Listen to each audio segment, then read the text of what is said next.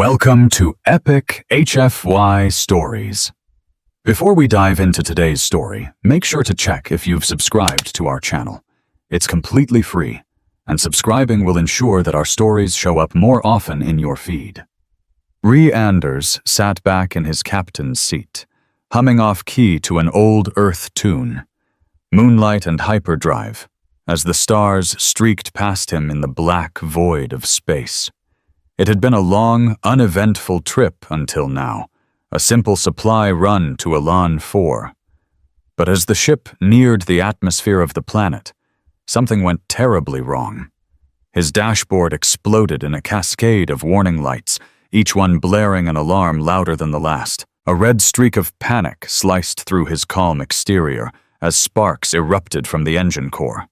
The artificial gravity hiccuped, sending him sliding to one side of the cockpit as the ship lurched, suddenly out of control. "What the hell?"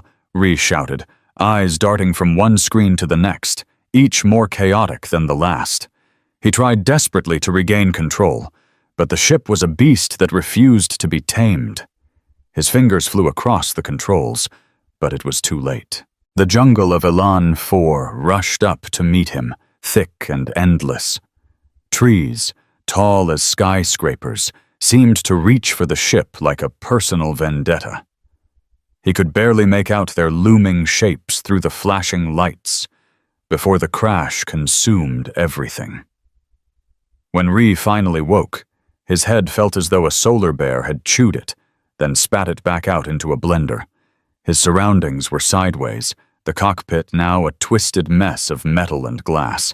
Sparks still fizzled somewhere behind him, and the air was thick with the smell of burning circuits. "Of course, my boots are gone," Ree muttered dryly, sitting up with a groan, surveying the wreckage. He felt a sting on his forehead and looked up.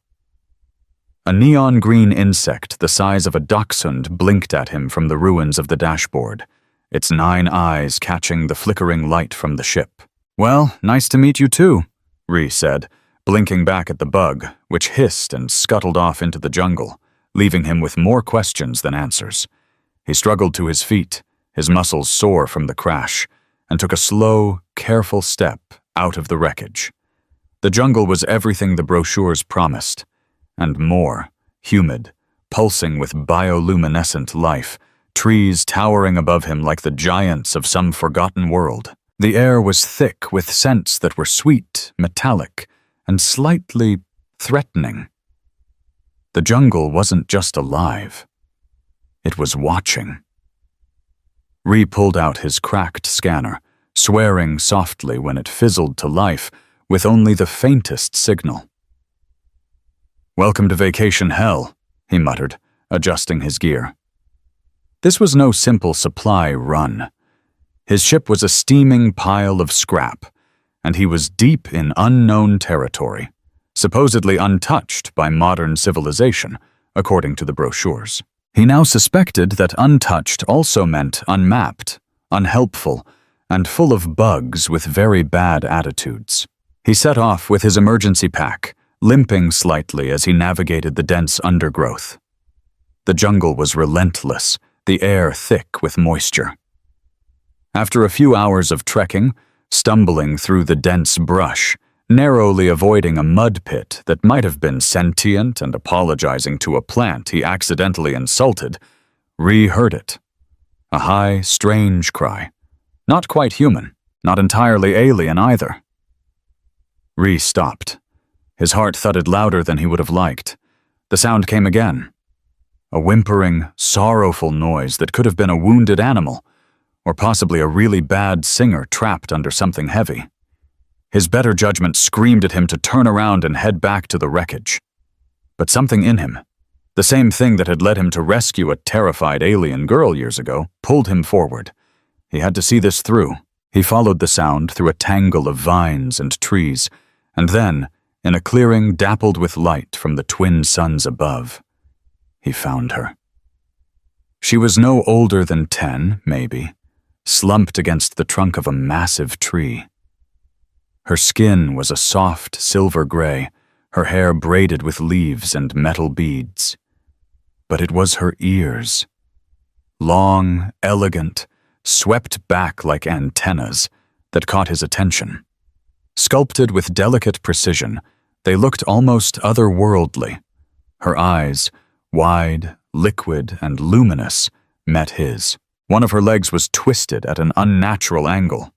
Ree crouched down, careful not to make any sudden moves.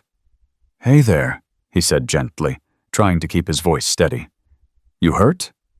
She flinched, making a sound in her throat that was too alien for him to understand. But the pain in her eyes was clear. "Okay," he murmured to himself. "Let's do this the intergalactic scout way." From his pack, he pulled out a med patch.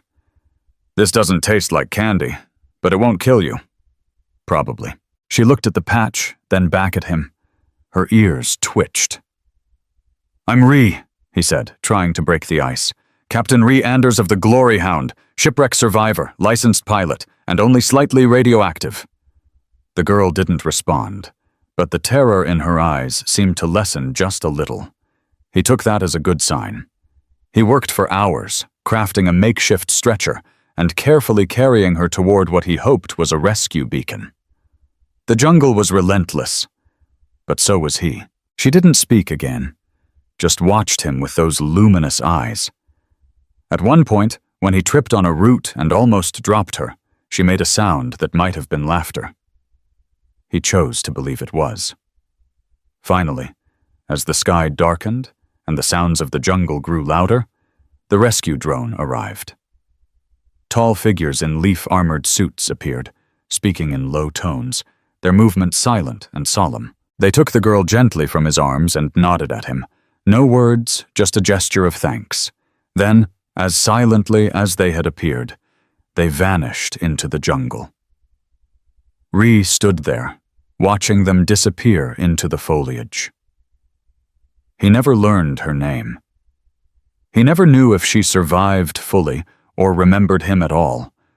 But something in him, the same part that had pulled him toward her in the first place, told him that their paths would cross again. The years that followed had a way of blurring together for Captain Ree Anders. The once familiar stars now streaked by in an endless stream of hyperspace jumps, each one marking another job, another planet, another challenge to overcome. But none of them compared to the crash landing on Elan 4. The days of peace and quiet seemed distant, like a memory half forgotten, tucked away behind the hum of engines and the constant thrum of his own thoughts. His ship, Glory Hound, had seen better days. With patches and fixes barely keeping it together, it rattled and groaned through the galaxies like an old barn door caught in a storm. But that didn't stop him from flying it. Jobs kept coming. Some were small, like the simple supply run to Elan 4 that started it all. Some were dangerous, pirates on Mars 2, pirates on Titan, and the time he got thrown out of a gambling den for impersonating a famous singer. He still swore the resemblance was uncanny, though no one else seemed to agree. Through it all, though, there was one memory that refused to fade. The girl. That alien girl. The one with silver-gray skin and eyes that shimmered like jewels, the one he had saved so long ago from the depths of Elan 4's jungle. He never learned her name, never knew if she survived, if she remembered him. There were no reports filed, no records in the intergalactic databases, just an image, an unanswered question in the back of his mind. He didn't talk about her. He didn't need to. He carried the memory for himself. The one thing in his life that didn't belong to the stars, the missions, or the endless paperwork that seemed to pile up wherever he went. But he couldn't shake the feeling.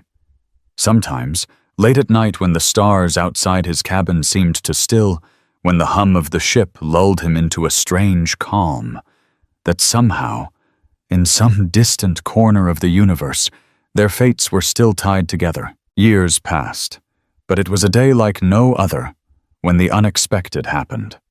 A royal invitation arrived. At first, Ree thought it was a joke.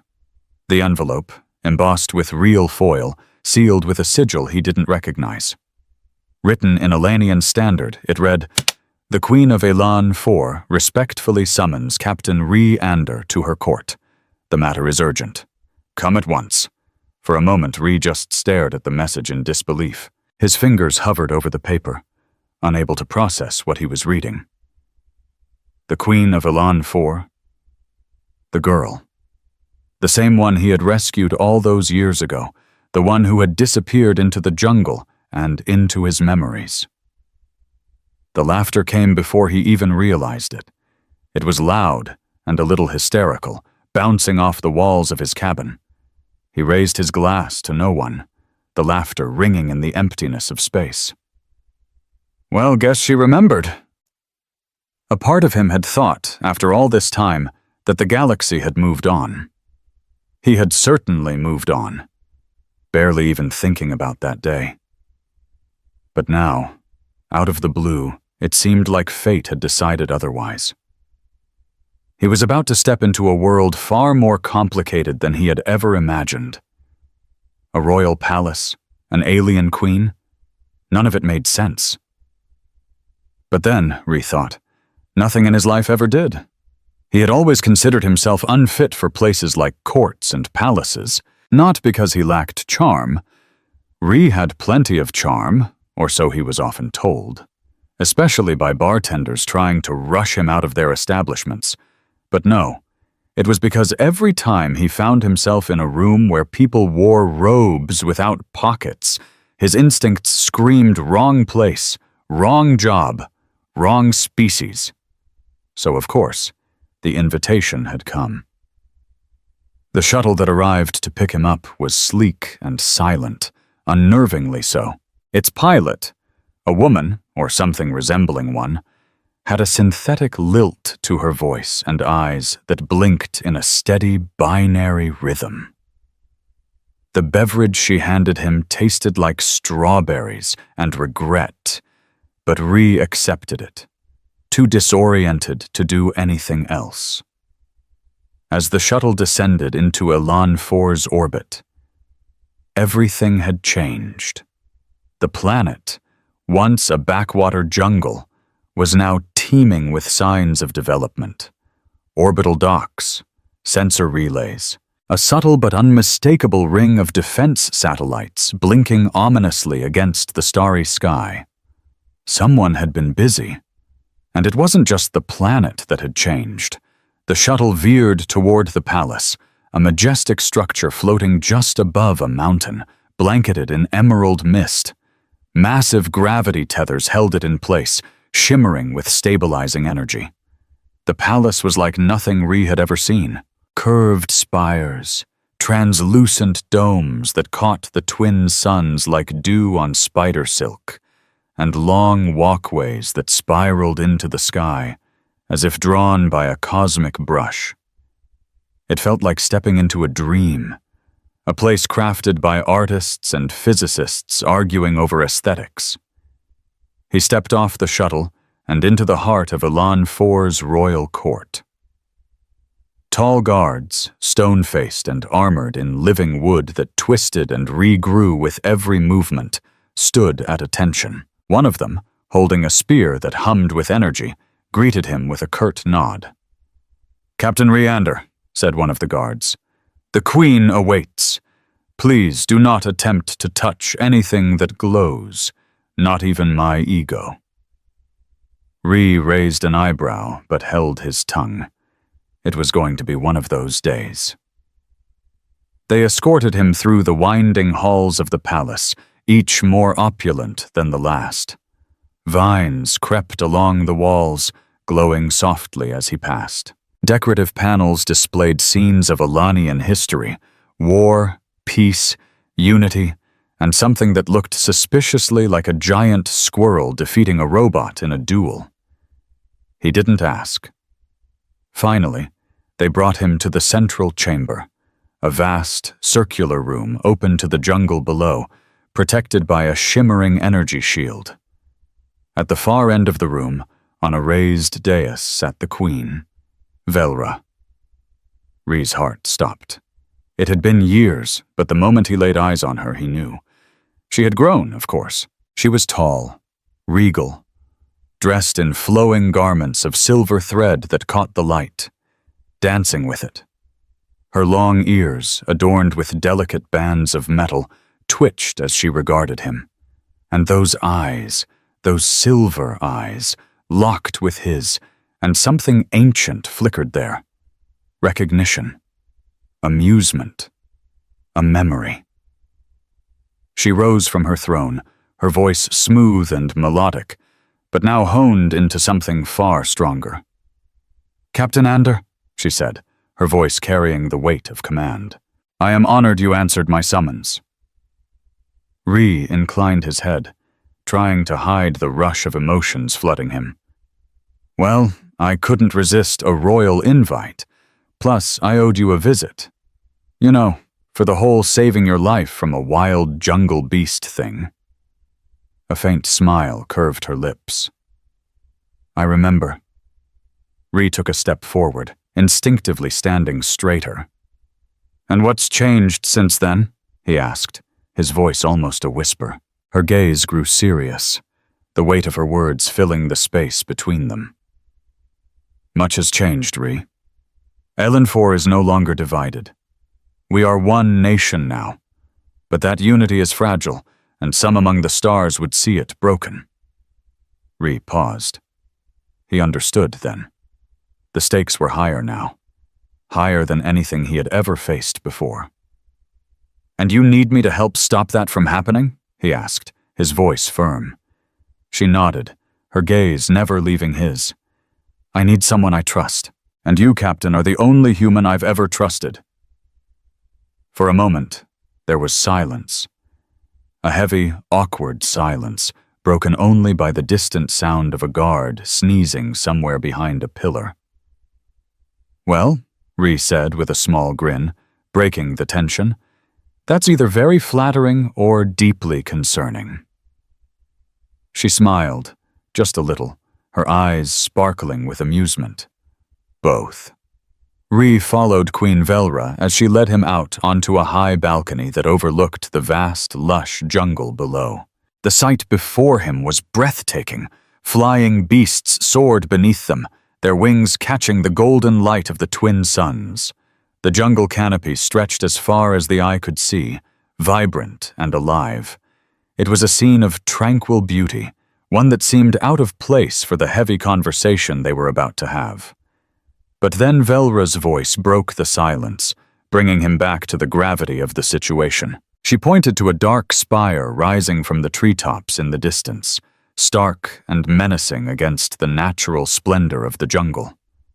"That," she said, her finger outstretched, "is the Auric Systems Embassy." Rhee squinted at the spire, his mind racing. "Auric Systems? I thought they specialized in weapons and questionable mining ethics." "They do," Velra replied, her voice calm, though tinged with something darker. "But now, they've found something beneath our soil. Something ancient, something powerful." Rhee turned his gaze back to her, his brow furrowing. "Let me guess. You want me to dig around where I probably shouldn't? Make some enemies? Maybe end up on fire?" Velra turned to him, her expression unwavering. "Exactly." Rhee sighed, his shoulders slumping as he tried to shake off the uneasy feeling creeping up on him. He had dealt with pirates, mercenaries, and far too many bureaucrats, but this felt different. The stakes were higher now, bigger than anything he had ever faced. "Great," he muttered under his breath. "When I woke up this morning, I told myself I wouldn't get involved in any interplanetary intrigue.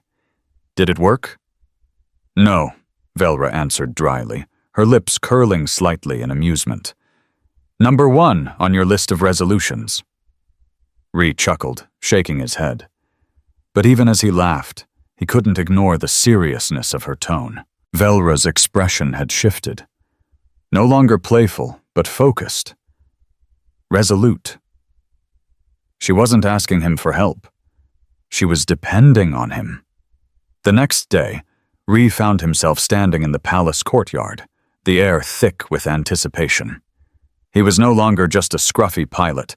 He was part of something much larger than himself. Velra had assembled a team, specialists hand-picked for their skills and expertise. They were ready to infiltrate the Auric compound, and Ree was the one who was supposed to help them. He was introduced to the team.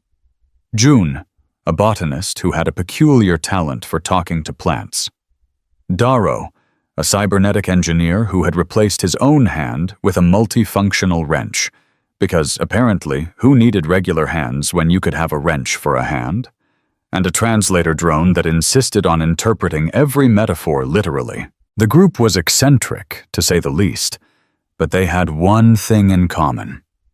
They were all in this together, with one goal. Stop Auric systems before it was too late.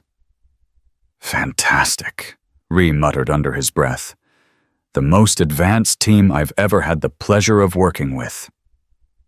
Just try not to blow anything up, Velra had told him, her voice laced with a calm authority. Unless absolutely necessary. Ree raised an eyebrow. Define necessary.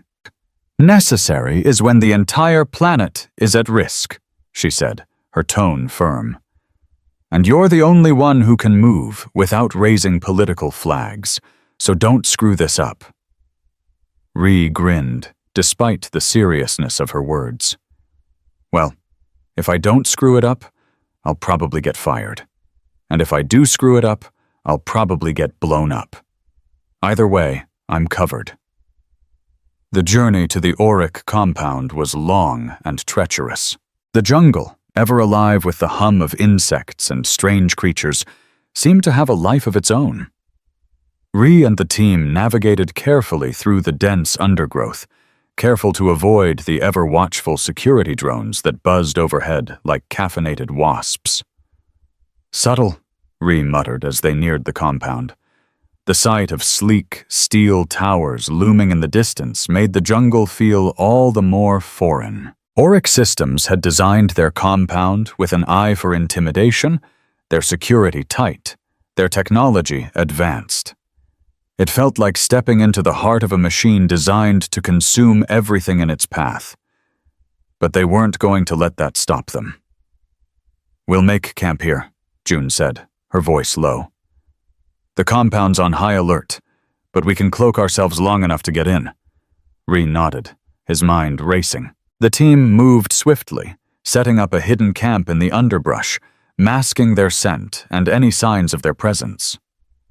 June whispered to the vines, coaxing them to curl around a nearby sensor post, disguising their movements with the natural camouflage of the jungle. As night fell, the jungle around them seemed to close in, the darkness pressing against their senses. Ree lay on his back, staring up at the stars through the canopy. The weight of what they were about to do hung heavily on his mind, but there was also something else. A flicker of something familiar. The girl, the queen. Velra. She had been a child in the jungle, hurt and afraid. And now she was a queen, a leader of her people. So much had changed, and yet something about her had stayed the same. A part of him, an inconvenient part, felt the same drive to protect her as he had all those years ago. You still thinking about her? Darrow asked, sitting next to him and fiddling with his multi-tool hand. Ree turned to him, raising an eyebrow. Who? The queen. Velra. Ree shrugged, though he knew Darrow could see through him. Just trying to wrap my head around it. From jungle girl to queen. That's a big leap. Darrow grinned, tapping his wrench hand against the ground. Big leaps are fun. Makes the landing more interesting. The massive chamber beneath the Auric compound felt like something out of a dream, or a nightmare. As Ree and his team entered, the walls seemed to breathe, shifting ever so slightly, as though the very structure of the place was alive. The air was thick with an energy that hummed beneath the surface, filling the room with a strange, almost magnetic pull. This wasn't just a place of technology, it was something older, something more primal. As Ree stepped forward, the floor seemed to pulse beneath his boots, a heartbeat coming from deep within the relic's core. Darrow, with his cybernetic wrench hand, knelt beside a panel connected to the relic's intricate matrix of cables. The faint glow of the relic's surface illuminated his face, making the strange sigils across the walls dance like shadows. "All right," Darrow muttered, as his hand moved over the panel. "We're not dealing with just any ancient tech here. This thing has been grown, not built. The cables, the energy pulses, it's all organic in nature." Ree raised an eyebrow. "Great! So we're dealing with a technoplant. What's next? Philosophical ferns?" June, the botanist, let out a soft chuckle from behind him. "Actually, that's not far off. These plants, if that's what they are, have a consciousness, a purpose. It's not just about power, it's about balance. And this relic, whatever it is, keeps that balance in check." Ree had heard enough to know he didn't entirely understand what they were up against. But that wasn't anything new. What mattered now was stopping it before it was too late. The relic pulsed again, a low hum vibrating through the floor, sending a shiver up Ree's spine. He could feel its weight, like it was trying to pull him in, trying to force him to understand its ancient purpose. But no matter how hard he focused, he couldn't decipher what the relic wanted. It was as if the walls themselves were shifting, asking him questions he wasn't ready to answer. June carefully examined the relic's surface, brushing her fingers against the smooth, rippling material. "It's been disturbed," she murmured.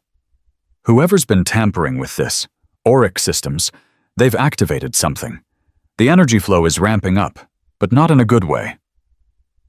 Ree stepped forward, his boots crunching against the remnants of broken technology scattered around the chamber. "How long before it reaches full activation?" Darrow didn't look up from his work, his fingers flying over the interface. 2, maybe 3 days if they don't interfere again. But if they do? If they push it too far, well, it's anyone's guess. Ree let out a long breath, his gaze drifting to the relic's glowing core.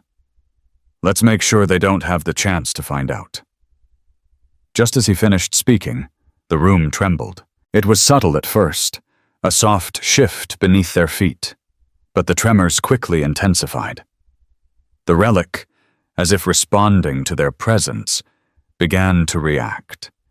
Its surface shifting faster now, the sigils pulsing like the beating of a heart. The hum of energy grew louder, a low, ominous sound that seemed to resonate deep within Ree's chest. "Too late," Darrow muttered, pulling away from the panel and standing up. "We've triggered it." Ree's pulse quickened. This was it. If they didn't act quickly, the planet itself could be destroyed. The relic's power seemed to surge, and for a moment Ree thought he saw something. Movement, a flicker of light, something beyond the walls. His vision blurred and he stumbled, feeling as if the ground had given way beneath him. It was like the relic was seeing him, reaching out to him, as if it was trying to communicate. But Ree wasn't ready to listen. He couldn't afford to. He shook his head, forcing himself to focus. They didn't have much time.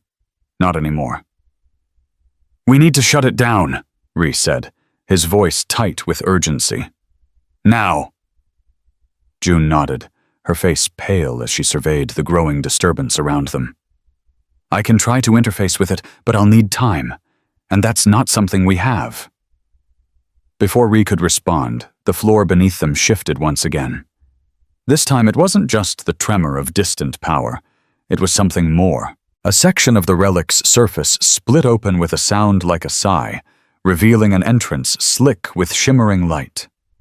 Symbols rearranged themselves, swirling in a hypnotic dance.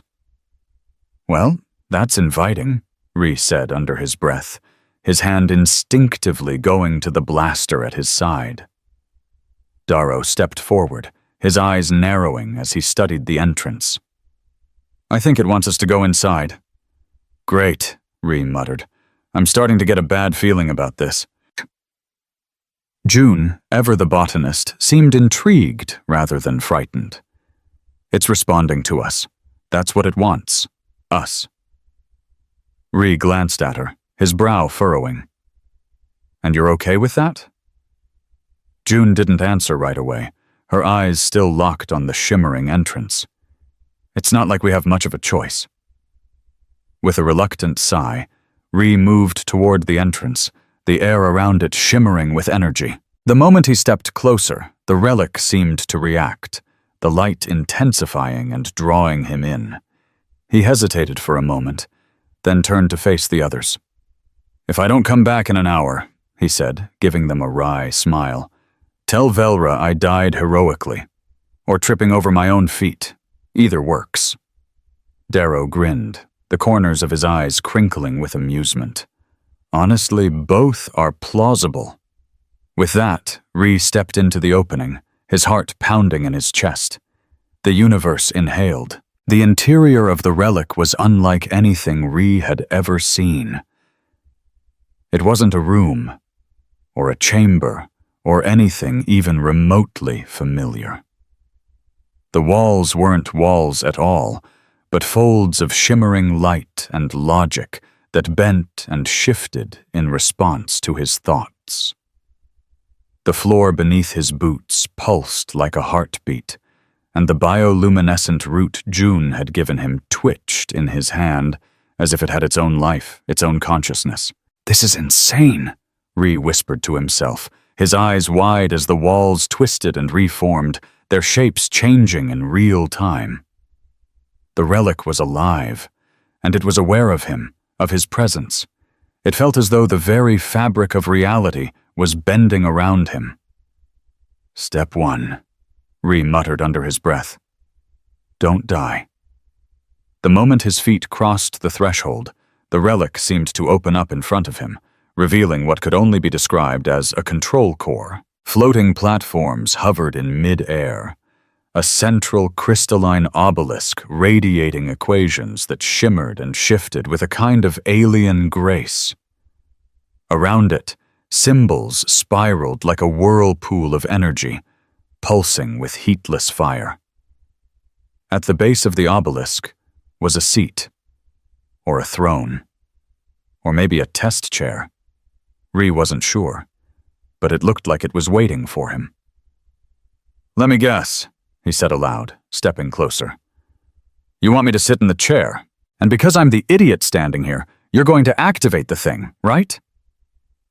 The throne lit up with a reluctant sigh, and the root in his hand made a soft, squelching noise, as if it were encouraging him.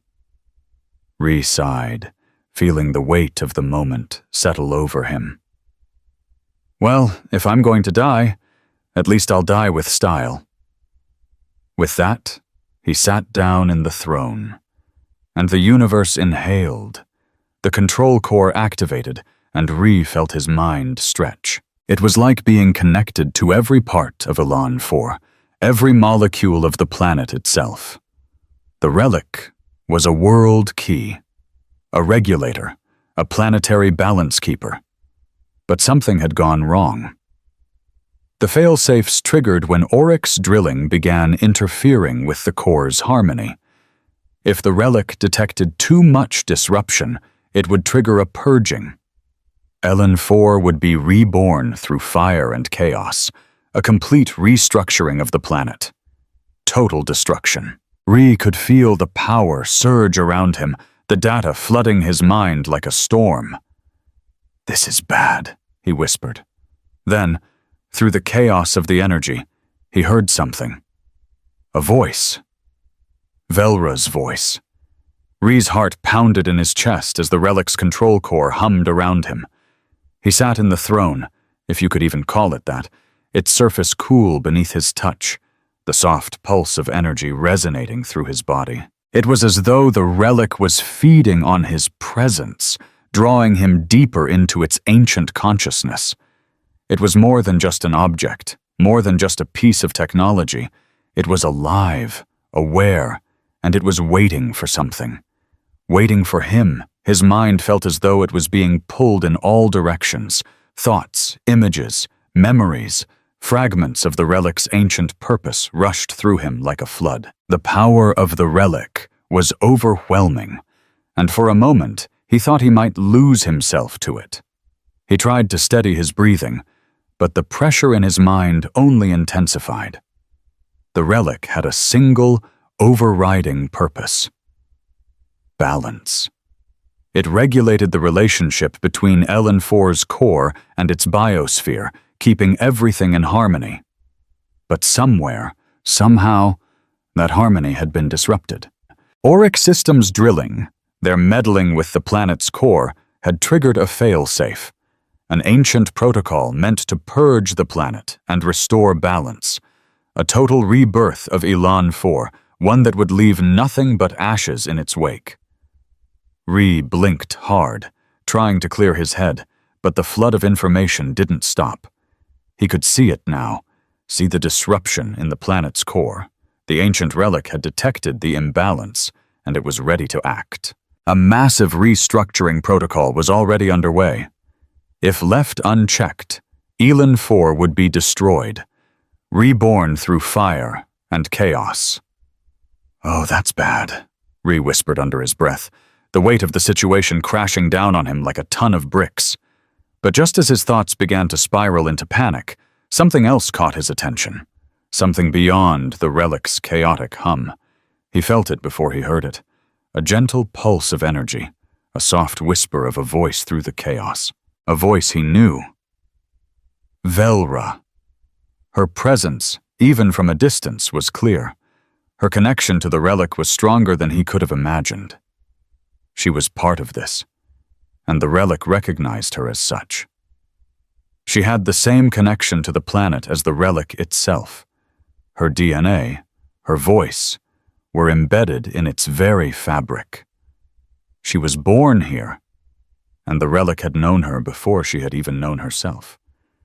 And then, as if the relic was responding to that connection, a part of it began to shift. It rippled, the shimmering walls folding and unfolding around him, and for the briefest moment, Ree saw it. A vast expanse, a vision of Elan 4, not as it was now, but as it had been, long before the stars had even known their names. He could see the core of the planet, alive with energy, a living, breathing entity. And at the center of it all stood a figure. Velra, not the queen she had become, but the child he had saved, standing alone in the heart of the planet. Her presence resonating with the very core of Elan 4 itself. "Velra," Ree whispered, his mind reaching out to her, even though he knew she wasn't physically there. Her voice echoed through him, distant but clear, as though it was woven into the very structure of the relic. "Ree, you're not alone." He blinked, his vision clearing. The connection was growing stronger. The relic, with all its ancient power, was allowing them to communicate, to merge. "I need your help," Velra's voice continued, her presence a steady beacon through the chaos. "The relic is responding to you. It knows you, Captain, and it will listen to you." Ree's mind reeled as he processed her words. "How am I supposed to stop this? I'm just a pilot. I don't know anything about saving a planet." She didn't answer right away, but he felt her presence around him, calming him, guiding him. "You have always known what to do, Ree. You just didn't realize it." He took a deep breath, his hands gripping the arms of the throne as the weight of the moment bore down on him. He was the only one who could stop this. The relic recognized him. He wasn't just an outsider anymore. He had become a part of Elan 4's fate. Ree closed his eyes for a moment, focusing on the energy that coursed through the relic, trying to separate the chaos from the calm. He reached out, feeling the vibrations in the core of the planet, and with a sharp inhale, he pulled, trying to redirect the flow of power, trying to realign the imbalance that had been caused by the oryx drilling. But it wasn't enough. The relic wasn't responding to him alone. He needed Velra. She was the key. Their connection, their bond, was what the relic had been waiting for. "Velra," Ree called out, his voice barely more than a whisper. "I need you. We have to link. Together. Now." There was no hesitation in her voice, no doubt. "I'm ready, Ree." And then it happened. The connection between them deepened, and for the briefest moment Ree felt as though he was one with the relic, one with the planet itself. Energy surged through him, and his body buzzed with the power of Elanfor's core. He could feel Velra's presence within him, a warm, steadying force. Together, they reached into the heart of the relic, guiding it back into balance. The structure of the relic rippled, and the energy began to stabilize, the power subsiding as the fail-safe protocols were undone. Slowly, the hum of the relic quieted, the overwhelming pressure lifting from his mind as the planet's core found its harmony once again. Ree collapsed back into the throne, breathless, his body exhausted from the intense connection. His heart was racing, his mind reeling from the overwhelming flood of energy he had just experienced. He had done it. Together, he and Velra had stopped the relic from purging Elanfor. And yet, as the planet's energy settled, he couldn't help but feel the weight of what had just happened. They had saved the planet. But for how long? The balance had been restored, but the forces that had disrupted it were still out there, waiting to strike again. "You did it," Velra's voice echoed through him once more, clearer now, full of gratitude.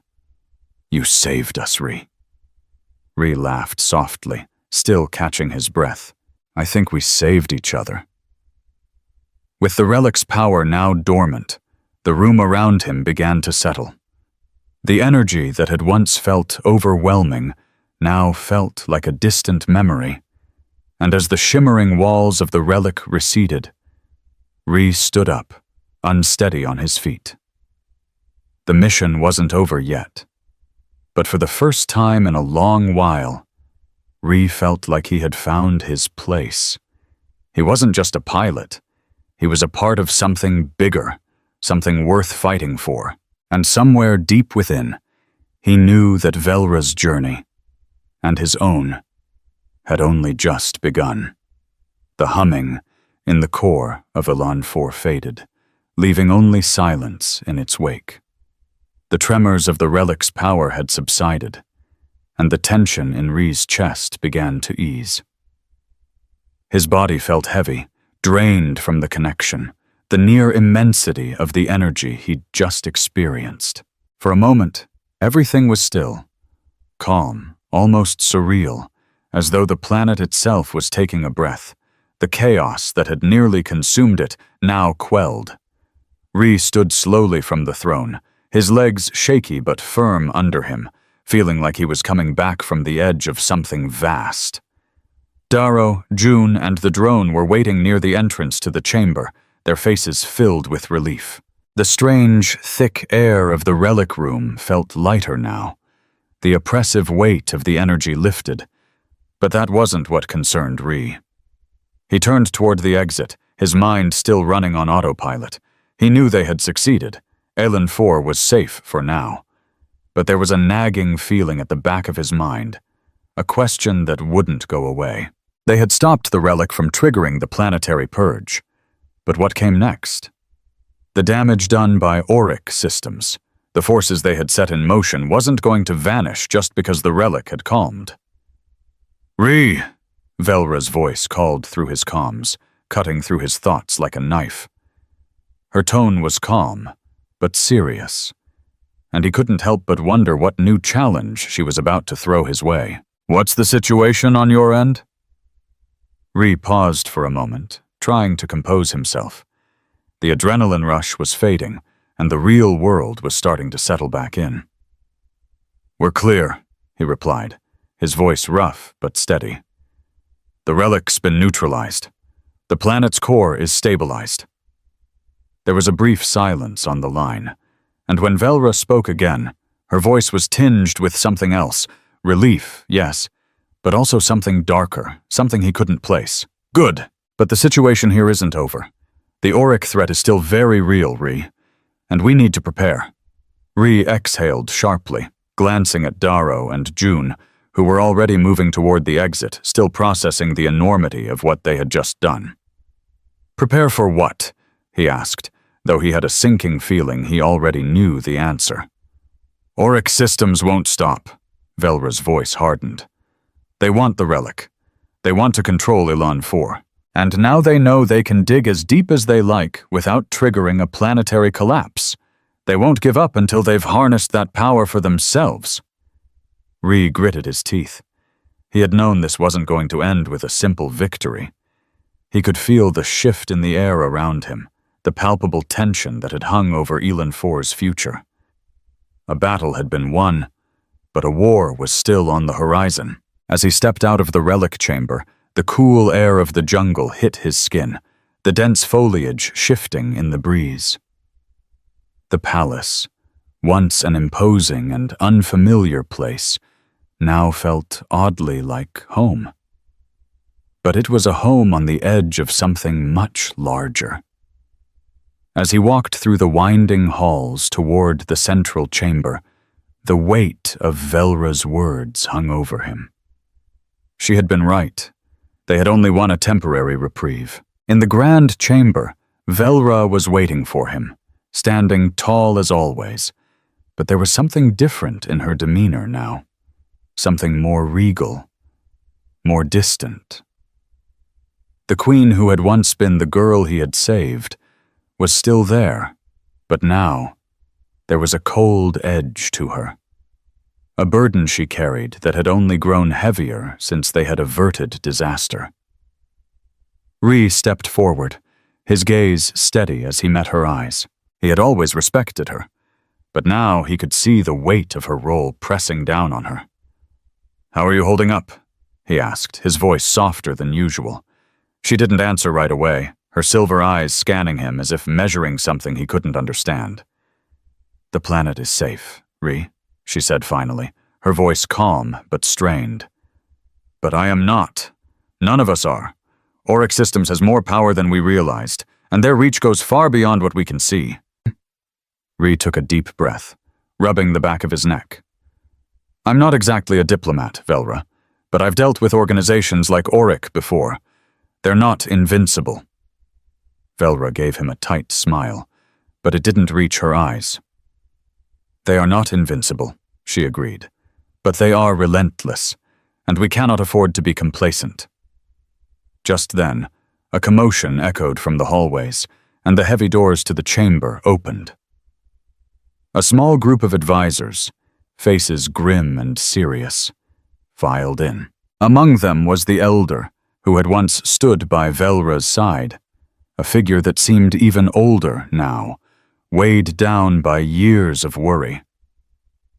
"The Auric Systems Embassy has issued a formal demand for the relic's return," the elder said, his voice low and urgent. "They claim ownership under the Interplanetary Corporate Accord." Ree's stomach twisted. Of course they would. Auric Systems would never back down, not when they believed they had a claim to something so powerful. Velra's face tightened. "We knew this was coming." "What's our next move?" Ree asked, stepping forward. Velra turned to face him, her gaze steady but conflicted. "We'll fight for it." Ree's mind raced as he took in the situation. The political game was about to begin, and it would be one of the most dangerous he had ever played. But Velra had been right. This wasn't over. They would need more than just strength to win this fight. They needed allies, strategies, and an understanding of how deep Auric's influence really ran. "We'll need to rally the tribes of Elan 4, Velra continued. "The unity we've built is fragile, but if we stand together, we can resist them. I won't let this planet fall into their hands." Ree nodded. "And I'll be by your side. Whatever it takes." As they began to discuss their next steps, Ree found himself looking out of the massive windows of the chamber, the jungle stretching out beneath them. The sky above was clear, but beneath it, the uncertainty of the future loomed large. This wasn't just a fight for Elan 4 anymore. It was a fight for everything that had been built, the fragile peace, the connections they had made, the lives that depended on them. Ree had been a pilot once, a wanderer, just trying to get by. But now, he was a part of something much bigger, something that would shape the future of an entire world. And he wasn't about to let it fall. The meeting room was quieter than usual, the kind of silence that weighed on a person's shoulders like a thick, oppressive blanket. Velra stood at the head of the table, surrounded by her advisors and key leaders from the tribes of Elan 4. Ree, leaning against the far wall with his arms crossed, studied the faces in the room. He had been here for only a few hours, but it felt like a lifetime. The stakes had been set. Elan 4 was teetering on the edge of a precipice, and the enemies they faced weren't just the auric systems. They were the complex web of politics, alliances, and power plays that spanned the stars. Velra turned to the gathering, her gaze unwavering. "We have no time to waste," she said, her voice calm but firm. "The auric systems demand the relic, and their influence is growing. We cannot afford to be passive." The tension in the room thickened. The leaders of the tribal outposts exchanged uneasy glances, their faces a mix of concern and skepticism. They knew how important the relic was, but they also knew how dangerous the coming fight would be. "We've already seen the reach of Auric's power," one of the leaders, a tall woman named Nira, spoke up, her voice low and controlled. "They will not stop at the relic. They will take our resources, our land, and our people. But how do we stop them? We've never had to face anything like this before." Velra's eyes narrowed as she addressed Nira's concerns. "That's exactly why we must stand united. Elan 4 must show the galaxy that we will not be silenced. We cannot allow them to divide us. We need to build alliances, both with the tribes of Elan 4 and with those who would stand against Auric's greed." Ree pushed himself off the wall and walked over to the table, glancing down at the star charts that were projected in the center of the room. His finger traced a path across the map, following the orbital routes and the locations of key systems. "I've worked with mercenaries, diplomats, and more shady characters than I care to count," he said, his voice low but clear. "And I can tell you one thing. Auric doesn't care about alliances. They care about power, and they'll stop at nothing to get it." Nira's eyes met Ree's, a hint of distrust lingering in her expression. "And what do you propose, Captain?" she asked, the emphasis on his title heavier than it should have been. Ree didn't flinch. "We need to hit them where it hurts. We've got a few advantages. First, Auric's spread too thin. Their interests span across multiple systems. They may have power, but they don't have the manpower to maintain control over everything at once. Second, Elan 4 might be seen as a backwater, but there are people out there, groups, organizations, that will stand with us, especially when they see the threat Auric poses. If we can make the right contacts, get the right people on our side, we can push back." Velra nodded, her expression thoughtful but determined. "And what else?" "We need intel," Ree continued, his mind already racing with possibilities. "We need to know everything Auric's been up to, what they're really after with this relic, what they're planning to do with it once they have control. We've already seen that they'll stop at nothing to get it. But if we can get our hands on their intel, we'll know how to strike." The room fell silent for a moment, as everyone considered the gravity of what he was proposing. Nira spoke again, her voice softer now. "We can try to get in touch with the Black Sails," she suggested. "They're an independent faction, mercenaries with a reputation for getting things done. They might be able to help us infiltrate Oryx's inner circle." Rhee's eyes flickered with recognition. The Black Sails were a notorious group. They were ruthless, but effective. If anyone could gather the intel they needed, it was them. "I know the Black Sails," Rhee said, a hint of a grin playing on his lips. "And I've got a few old friends who owe me a favor. I'll get them on board." As the strategy session continued, Velra and Rhee began to solidify their plans. They needed more than just military strength to win this fight. They needed to outsmart Oryx, get ahead of them before they could even strike. The alliances they formed would be crucial to their survival. But it wasn't just the tribes of Elan 4 they needed to rally. It was the entire interplanetary community that could stand against Oryx's corporate empire. After the meeting, as the room cleared and the leaders drifted away to prepare for their respective tasks, Velra remained behind. Rhee lingered at the edge of the room, watching her as she studied the star maps, her mind clearly still working through every possible outcome. "You've been quiet," Rhee said, stepping toward her, breaking the silence. "More planning, less talking, huh?" She looked up, her expression softening as she met his eyes. "I have a lot on my mind, Rhee. We both do." Rhee raised an eyebrow. "So you're telling me the Queen of Elan 4 doesn't have all the answers?" Velra chuckled softly, but there was a sadness in her eyes. "Not this time," she admitted. "This fight is bigger than just me, bigger than just Elan 4. If Oryx succeeds here, it won't just be Elan 4 that suffers. The entire galaxy could be at risk. Their reach is endless. Their resources are limitless." Rhee nodded, stepping closer. "Then we'll make sure they don't succeed." For a moment, the weight of the situation hung in the air between them. Velra stood, taking a deep breath before meeting his gaze once more.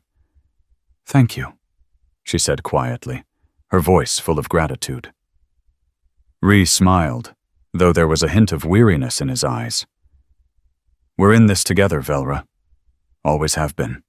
Always will be." As they worked together, the uncertainty of their situation lingered. But there was something else now, something unspoken. They had formed a bond that went beyond their shared past. They were no longer just a pilot and a queen. They were partners in this fight, standing side by side against an enemy that threatened everything they held dear. The days ahead would be filled with uncertainty. The political alliances they formed would be tested, and Oryx would not sit idly by. But Rhee and Velra knew one thing for sure. They weren't going to give up without a fight. The air felt heavier now, the weight of impending action pressing down on everyone in the palace. The brief moment of quiet after the strategy meeting was over, and the reality of what they faced began to sink in. Elan 4 had been saved, for now, but Oryx Systems wasn't backing down. They would not simply let the relic slip from their grasp. Rhee paced outside the war room, his boots echoing in the quiet hallway. His mind was racing, thoughts darting from one plan to another. He had a list now.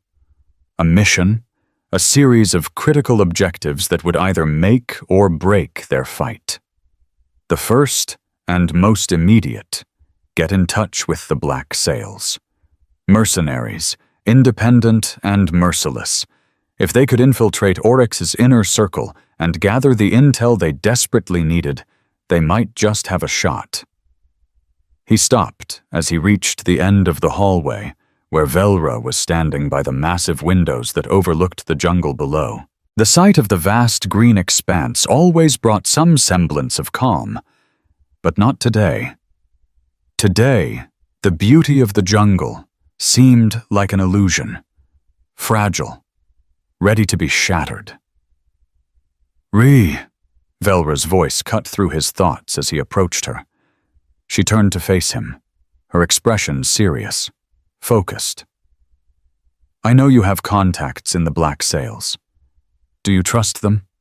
Ree nodded without hesitation, though there was a glimmer of doubt in his eyes. I trust them to get the job done, but trust them beyond that? It's complicated. Mercenaries don't play by the rules, Velra, but right now, we don't have the luxury of picking and choosing who plays on our team. Velra's silver eyes softened, understanding the weight of his words. I know. She paused for a moment, her voice lower now, filled with a quiet resolve. This isn't just a battle for the relic, Ree. It's a battle for the future, for the survival of Elan 4 and everything we've worked to build. We can't afford to fail.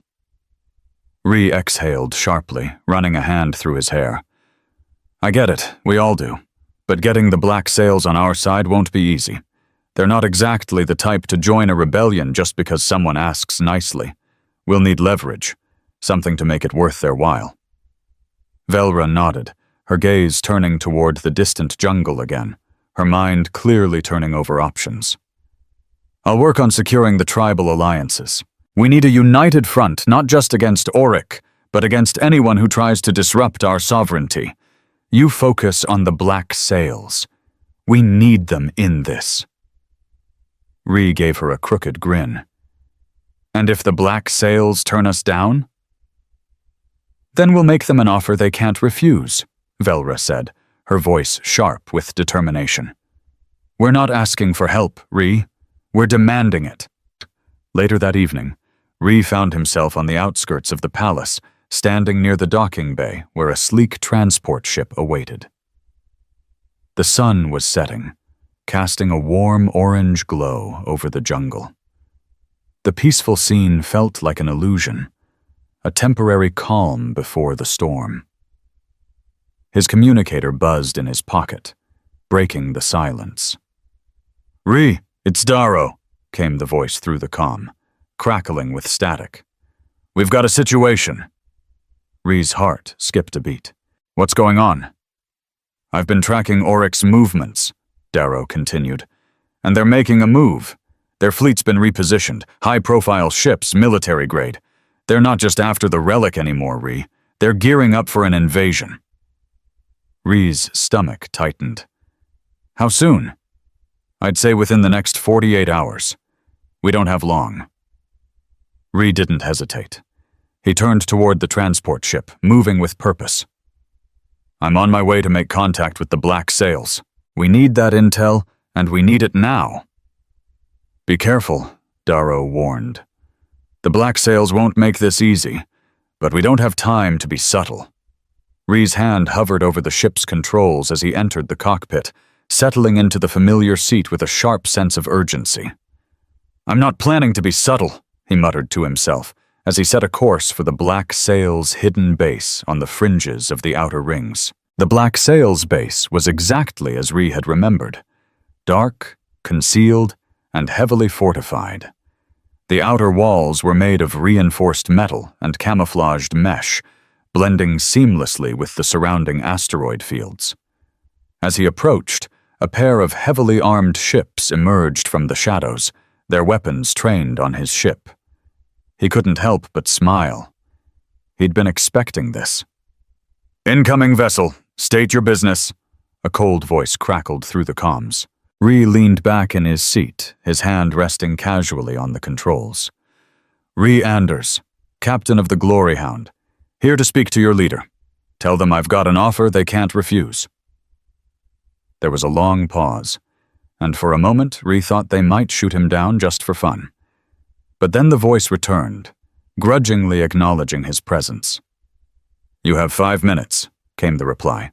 Inside the Black Sails base, Ree was greeted by the cold, metallic walls of their command center, which was lit by dim, flickering lights.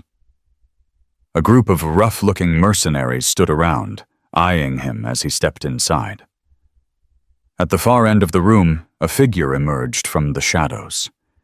He was tall, wearing a black cloak with the insignia of the Black Sails emblazoned on his chest, a symbol of power, of neutrality in the galaxy's conflict. Ree didn't need to be introduced. He knew this man. "Caden," Ree said with a smirk. "I figured you'd be the one to greet me." Caden's eyes narrowed, but there was a flicker of recognition in them. "Ree Anders," he said with a gruff chuckle. "Last time I saw you, you owed me a drink. I'm still waiting on that." Ree grinned. "I'm not here for a drink, Caden. I need your help, and I'm sure you're going to want to hear me out." Caden leaned back, folding his arms. "Go on." Ree laid out the situation. The imminent threat of Auric systems, their military buildup, and the fact that they had something LN4 couldn't afford to lose. He spoke of the relic, the stakes, and the necessity of their help to prevent an invasion that could wipe out not just the planet, but everything they had fought for. Caden listened carefully, his gaze never leaving Ree's. When he finally spoke, his voice was lower, more serious. "You've got my attention," he said, "but you're not the only one who's been keeping an eye on Auric. We've got our own intel. They've been making moves, but they've also been making mistakes. If you want us in, you'll need to make it worth our while. We don't work for free." Ree didn't hesitate. "We'll give you access to Elan4's defenses, every piece of tech we have, and we'll help you move on Auric's assets. You want to hit them where it hurts? We'll make sure you get what you need." Caden studied him for a long moment, the air heavy with unspoken tension. Finally, he nodded. "Deal. But remember, Captain, once we're in, there's no turning back." As Ree prepared to leave the Black Sails base, a sense of resolve settled over him. The pieces were finally falling into place. They had a plan, they had allies, and they had the will to fight.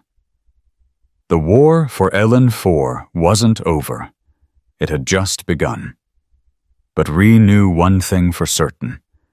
They were no longer just trying to survive. They were fighting back. The atmosphere in Elan4's palace had shifted from one of cautious optimism to something much more urgent. The Black Sails were now officially in the fold, and while their help came at a steep price, they had the resources to turn the tide. But that didn't mean the situation was any less dangerous. If anything, it had only grown more volatile. Ree stood by the comms station, listening intently as the intel came through. Auric Systems had begun their full-scale operation. New ships, more firepower, and a tight grip on their operations. They had fortified their positions, and every move they made now seemed to be carefully calculated, as though they were anticipating the resistance from Elan4. The mercenaries had gotten their hands on some of Auric's top-secret military data, but the deeper they dug, the clearer it became. Auric wasn't just trying to take the relic. They were setting the stage for something much bigger.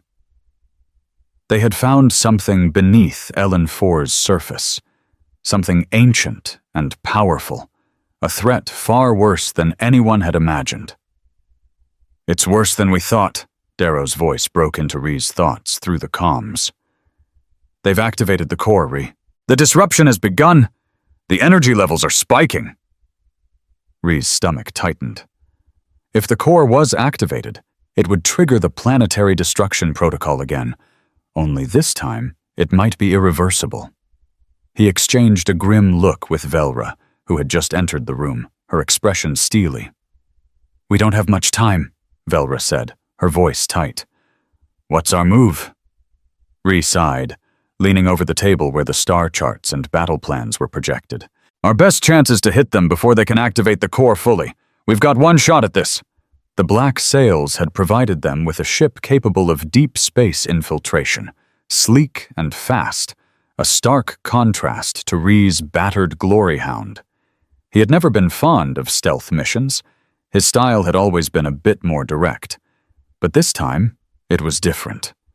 They had to move quickly and quietly, infiltrating Auric's lines before they could fully fortify their positions. Ree, Velra, and a handful of elite mercenaries stood on the bridge of the ship, the black expanse of space stretching before them. The Black Sails ship hummed with the low growl of its engines, a predator waiting to pounce. Every movement felt calculated, every breath heavy with the tension of the impending mission. "We're clear for now," the pilot, a quiet, efficient mercenary named Reich, said from the helm. "But once we hit the atmosphere, it's all on us. No second chances." Ree nodded, walking over to where Velra stood. She was quiet, contemplative, and for a moment, Ree wasn't sure what she was thinking. The weight of the crown had never been heavier on her, and this mission was more than just a battle for her. It was a fight for her people, her legacy. "You okay?" Ree asked, his voice quieter than usual. Velra glanced up at him, her silver eyes flickering with something unreadable. For a moment he thought she might pull away, but instead she stepped closer. "We've come this far," she said, her voice steady. "But the hardest part is still ahead of us." Ree gave a half smile, but there was an edge of seriousness to his gaze. "I never signed up for easy, Velra." She nodded. "Neither did I." As they descended into the atmosphere, the tension grew, thicker than the clouds that swirled beneath them. Oryx's defenses were extensive, but they had a plan. They would slip through the cracks, silent, unseen, until they reached the heart of the operation. Once there, they would disable the power grid, preventing Oryx from fully activating the planetary destruction protocol. But the further they went into Oryx's territory, the more dangerous the mission became. The fleet was already in motion, their ships massive and menacing, moving in tight formations. The air around them was thick with the energy of an impending conflict, and every signal they intercepted only increased their urgency. Ree's pulse quickened as he watched the scanner. "They've spotted us," he muttered, eyes darting to the control panel. "We don't have much time now." "Engage evasive maneuvers," Velra ordered, her voice sharp with authority. "We can't afford to be caught. Not now." Reich's fingers flew over the controls as the ship dipped and swerved through a labyrinth of orbital defense stations. It was a dance. Every move calculated, every turn timed to perfection.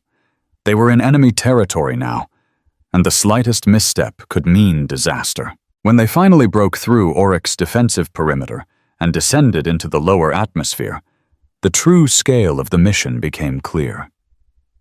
Ellen-4's landscape stretched before them, the jungle covered in a dense, oppressive haze. Somewhere beneath the dense canopy lay Oryx's compound, heavily fortified, bristling with weapons and technology, and beneath that, the core, ready to be activated. "This is it," Velra said, her voice low, almost a whisper. Ree turned to her, meeting her gaze one last time. They both knew what was at stake. They knew the risks, but there was no turning back now. They had to stop Oryx, not just for Ellen-4, but for the future of every world caught in Oryx's greedy grip. They landed near the compound, the ship's landing gear sinking into the soft earth with a low metallic groan. The Black Sails team readied their weapons, and Ree checked his blaster, his mind focused, the adrenaline pumping in his veins. "Remember," Velra said, her voice firm but filled with that same determination. "We disable the core first, then we strike. Take no prisoners." "Understood," Ree said, his hand resting on the grip of his blaster as he led the way out of the ship. "Let's make sure this counts." As they moved closer to the compound, the silence of the jungle was broken only by the sound of their footsteps and the occasional hum of distant machinery. The deeper they moved into the heart of Oryx's territory, the more guarded they became, every shadow a potential threat, every rustle of the leaves a signal of danger. They reached the outer perimeter of the compound, and Ree motioned for the team to halt. A large steel gate loomed in front of them, the entrance guarded by a series of high-tech security drones. The time for subtlety was over. Ree pulled a grenade from his belt, his movements quick and efficient. "Get ready," he muttered, his fingers slipping the pin free. The blast echoed through the air, a deafening sound that shattered the quiet. The gate exploded outward, leaving a jagged hole in its wake. The mercenaries charged forward, weapons raised, while Ree and Velra took point. For a moment, everything seemed to slow down, like the calm before a storm. The battle had begun. As the dust settled, they pushed deeper into the compound. The alarms had been triggered, and the sound of footsteps approaching grew louder with every passing second. But Ree and Velra knew they had no time to waste. The heart of Oryx's operation was just ahead. This was their chance to end it all, to strike at the core, disable the planetary destruction protocol, and stop Oryx from claiming Elan 4 as their own.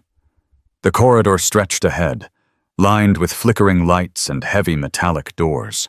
The sound of hurried footsteps echoed behind them, the urgency of their mission pressing down on each of them. Ree's heart pounded in his chest as he led the way, Velra close behind, her gaze sharp and focused, her every movement a reflection of the leadership she had grown into. The compound was heavily fortified, but they had breached the first line of defense, and now only one thing remained: the core. Every step they took seemed to bring them closer to the heart of Oryx Systems' operation. They had to reach the central chamber before the planetary destruction protocol could fully activate. Time was running out. "We're getting close," Darrow's voice crackled over the comms. "The core is just ahead. You'll need to disable the power grid before they can trigger the failsafe." Ree didn't reply. He didn't need to. The urgency was clear in his eyes. They had already breached the outer defenses, but Oryx's counterattack had been swift. The security drones had launched an assault, and now they were dealing with an escalating firefight. The sound of blaster fire rang in the air, the impact of energy bolts ricocheting off the walls. Their team was holding strong, but they couldn't afford to be bogged down for long. "Keep moving," Velra urged, her voice sharp as she cleared a room full of security guards with a well-placed shot. "The core's power grid won't wait for us to catch our breath." Ree nodded, pushing forward with the rest of the team. They moved quickly, taking cover as blaster fire sizzled through the air. Their goal was clear: reach the core, disable the failsafe, and stop the countdown before it was too late. Finally, they reached the entrance to the central chamber. The massive doors slid open with a heavy metallic groan, revealing the heart of Oryx's operation. The room was vast, dominated by a towering structure at the center, an intricate lattice of energy conduits, glowing cables, and alien technology. At the center of it all stood the core, pulsating with energy, its surface rippling with crackling power. "We're too late," Jun muttered, her voice grim. "The energy levels are through the roof. It's already activated." Ree felt his stomach drop. They had come so far, only to be faced with the possibility that they were too late to stop the impending destruction. "Not if I can help it," Velra replied, her voice unwavering as she moved to a console near the core. Her fingers flew over the controls, trying to override the system. "Darrow, is the signal interference up yet?" "Almost there," Darrow's voice crackled through the comms. "Just a few more seconds." Ree kept his eyes on the door, his hand on his blaster, every nerve in his body alert. The security drones were closing in on them, and he could hear the sound of footsteps pounding through the hallways. They didn't have much time. "We can't hold them off forever," Ree said, his voice tense as he watched the door. "We need to move, now." Velra's fingers moved faster over the console, her brow furrowed in concentration. The energy around the core flared in response, a low hum reverberating through the floor. "The power grid is connected to the core's failsafe. If we can sever the link, it'll stop the countdown." "Then let's do it," Ree urged, his hand gripping his blaster tighter. In the chaos of the firefight, the door to the central chamber slid open once again. More security guards poured in, guns raised. Ree didn't hesitate. He fired first, taking down one of the guards as Velra continued working on the console. They needed cover, and they needed it fast. "We've got a few seconds," Darrow warned over the comms, his voice sharp. "The interference will be up in just a few moments, but you have to hold them off until then." Ree glanced at Velra, his expression resolute. "We hold them off." With a series of quick movements, he signaled the team to take positions. The room erupted into chaos as blaster fire filled the air. Ree ducked behind a column, narrowly avoiding a stream of shots aimed his way. He fired back, his aim precise, his movements sharp. He could hear the sound of the Black Sails mercenaries moving to his side, returning fire, and buying them time. "The interference is up," Darrow's voice rang through the comms, just as the blaster fire intensified. "Get ready," Velra said, her voice steady as she connected the final sequence on the console. The hum of the core intensified as the countdown continued. Ree pushed forward, taking out 2 more guards in rapid succession. The mercenaries were doing their best to hold off the incoming wave, but it was clear that the odds were stacking up against them. "Velra," Ree called, his voice urgent. "We need to move, now! The interference won't hold for long." Velra didn't reply immediately. She was still locked in a battle with the console, her fingers flying over the controls.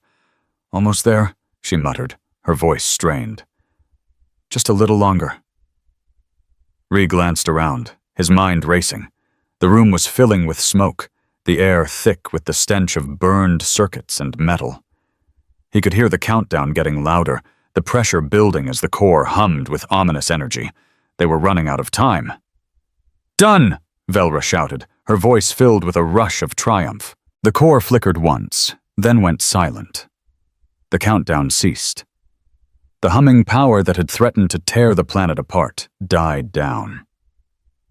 The mercenaries fell back, their weapons trained on the now deactivated core. The tension in the room slowly began to ease, but it wasn't over yet. The threat hadn't disappeared. It had just been delayed. Ree walked over to Velra, a slight grin breaking through his serious expression. "We did it," he said, though his words were tinged with a cautious relief.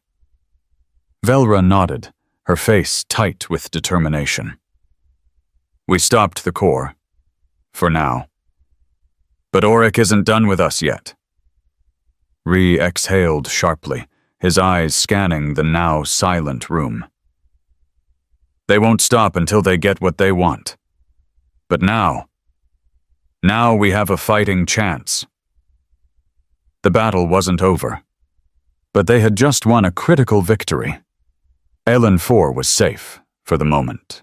But as Ree and Velra stood together in the heart of Auric Systems' compound, they knew that the war had only just begun. The core had been disabled, the destruction halted, but Auric Systems would regroup. They would come for Elan 4 again, and when they did, Ree and Velra would be ready. The road ahead was uncertain, but one thing was clear. This fight was far from over, and together they would face whatever came next.